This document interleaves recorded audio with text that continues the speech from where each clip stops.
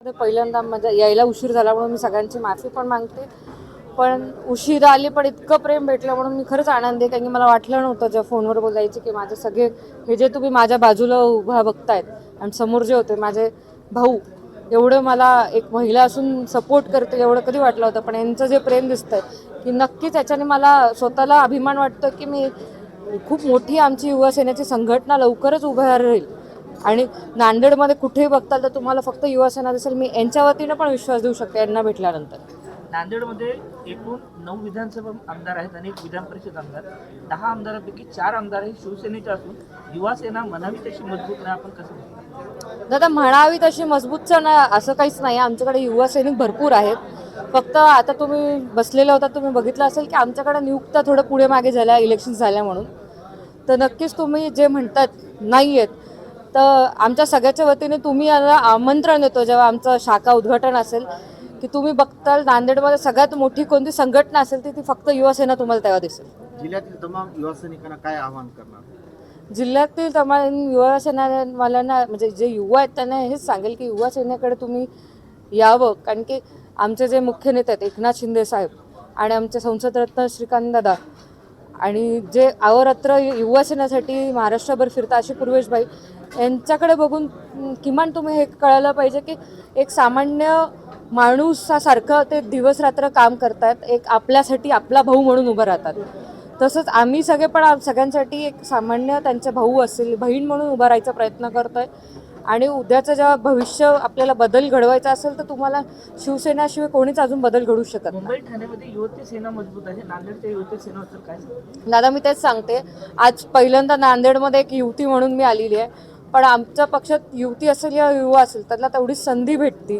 त्याच्यामुळेच कदाचित मला एक 550 किलोमीटर दूरमध्ये मला संपर्क प्रमुख केला असेल. आणि मी आल्यानंतर माझ्या भावांनी शब्द दिला आहे की ताई तुम्ही आता आलात ना तर तुम्ही पुढच्या जेव्हा येतील तर तुम्हाला इथे युवती सेना असेल. आणि नक्कीच आम्ही पुढे तुम्ही जेव्हा पण आमचा मेळावा असेल त्याच्यात जेवढे युवा सेनेचे पुरुष आहेत तेवढेच युवती सेना पण लवकर दिसेल. युवा संघटन तुम्ही मजबूत करण्याचं म्हणताय. नक्कीच युवा सेनेचं संघटन व्हावं. पण नांदेड शहरातल्या ज्या समस्या आहेत रस्ता असेल नाली असेल पाणी असेल वीज असेल ग्रामीण भागातल्या ज्या समस्या आहेत यासाठी जे संघटन होईल तर हे युवा संघटन झालेले जे आहे जिल्हाध्यक्ष असेल आणि बाकी बॉडीचे तालुक्याचे तर त्यांची काय भूमिका राहणार? दादा जिथे म्हणजे आम्हाला शिंदे साहेबांनी शिकवलं जिथे अन्याय होत असेल तिथे पहिले जाऊन तुम्ही न्याय द्या. आणि जिथे काही चुकीचं घडत असेल तिथे आमची युवा सेना असणार. आणि जिथे काम नसेल तिथं नक्कीच आमचे युवा सेनावाले जाऊन दाद घेणार आहेत. का होत नाही आहे ते आमचं असो कोणाचं असेल सगळ्यांची प्रगती सगळे जे नागरिक आहेत त्यांच्यासाठी आमचे युवा सेनेवाले युवती सेनेवाले या शिवसेनेवाले अहोरात्र काम करायला तयार आहेत. तुम्ही एक हाक दिली तरी हे सगळेजण उभं राहणार आहेत. समस्येचं माहेरघर आहे नांदेड ते त्याच्यामुळेच लवकर दूर करायचा प्रयत्न आमच्या युवा सेनेच्या वतीने करतील ना. कारण की अर्ध्या रात्री पण अडचण आली तर नांदेडचे अनेक युवक रोजगारासाठी पुणे मुंबईकडे पलायन करतात. युवा सेना ही कामगार चळवळीपासून शिवसेना आलेली आहे आणि आंदोलनात लढणारी सेना म्हणून ओळखली जाते. एक युवा सेना म्हणून इथल्या रोजगारासाठी किंवा लढाईसाठी कसं बघतात? रोजगारासाठी लोंढे मुंबई दादा जेव्हा हे का होतं कारण की आपले विचार एक होत नाही.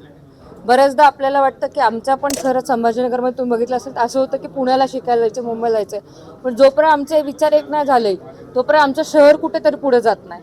आता आम्ही सगळे युवा एकत्र येऊन तोच करतो की आपल्याला आपलं शहर चांगलं पुढे न्यायचं. त्याच्यासाठी आपल्याला एक आधी यावं लागेल. आपलं मत एक बनल्यावर आपण आपलं शहर पुढे जाईल.